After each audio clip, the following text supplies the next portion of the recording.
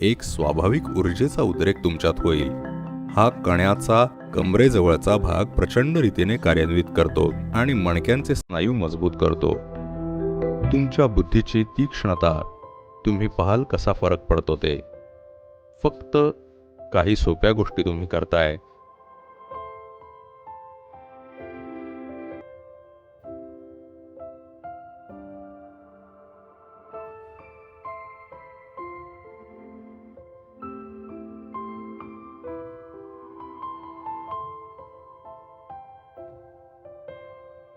शेवटी जेही काही तुम्हाला तुमच्या आयुष्यात करायचंय त्या बाबतीत तुम्ही किती स्पष्ट आहात हेच आहे, नाही का? कुठल्याही बाबतीत असो, होय की नाही? तुम्हाला स्पष्टता नसेल तर तुम्ही आत्मविश्वास निर्माण करून त्याची उणीव भरून काढू पाहाल. आत्मविश्वास हा अगदीच अपुरा पर्याय स्पष्टतेसाठी.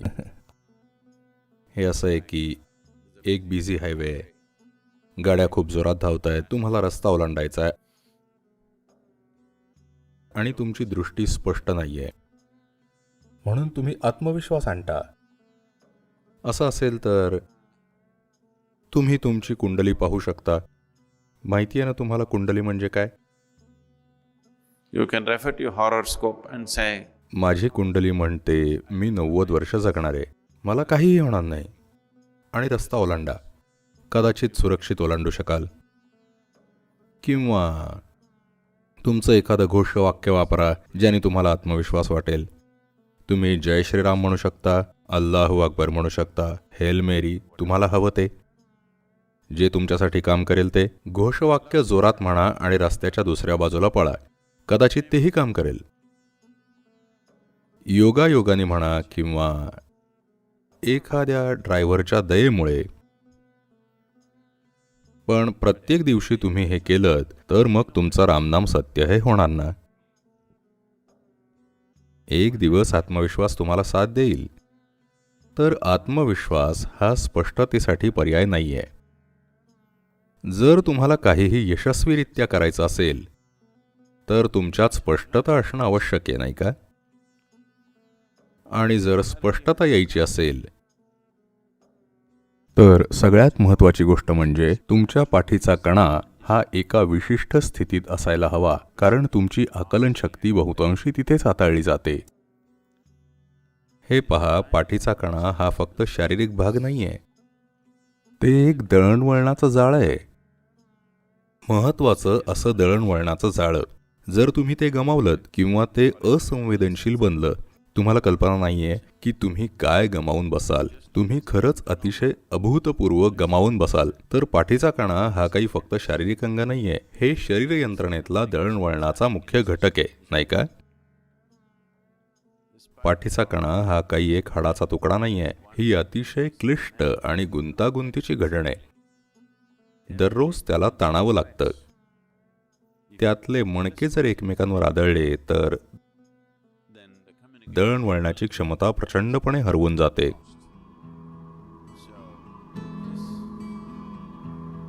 तर योग नमस्कार हा कण्याचा कमरेजवळचा भाग प्रचंड रीतीने कार्यान्वित करतो आणि मणक्यांचे स्नायू मजबूत करतो.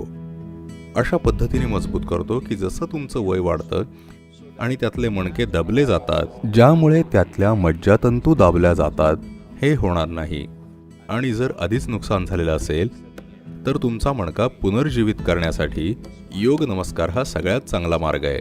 याचे सबंध शरीरासाठी सर्वांगीण असे फायदे होतात. योग नमस्कार हा अगदी सोपी आणि स्वतःमध्ये एक संपूर्ण अशी प्रक्रिया आहे. एक स्वाभाविक ऊर्जेचा उद्रेक तुमच्यात होईल जर तुम्ही दोन्ही पाय एकत्र ठेवून उकिडवे बसलात. so the squat is best. तर तुम्ही जर दोन पाय एकत्र ठेवून खाली बसलात तर ते सगळ्यात चांगलं आहे, जे तुमच्यापैकी बहुतेक जण करू शकत नाहीत. आत्ताच्या घडीला खूप कमी लोक हे करू शकतील. आपल्याला तिथे अधिक जास्त ऊर्जेचा उद्रेक व्हायला नकोय, म्हणून दुसरा सर्वोत्तम मार्ग म्हणजे तुमचे पाय तुमच्या खांद्याच्या रेषेत ठेवणे, खांद्या एवढीच रुंदी ठेवून. हा योग नमस्कार तुम्ही 21 वेळा करू शकता.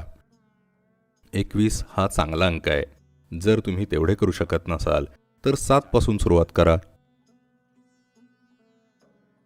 हळूहळू दर दुसऱ्या दिवशी तुम्ही एक जास्त केलात तर साधारण 40 दिवसात तुम्ही 21 वर पोचाल, जे करणं चांगलंय.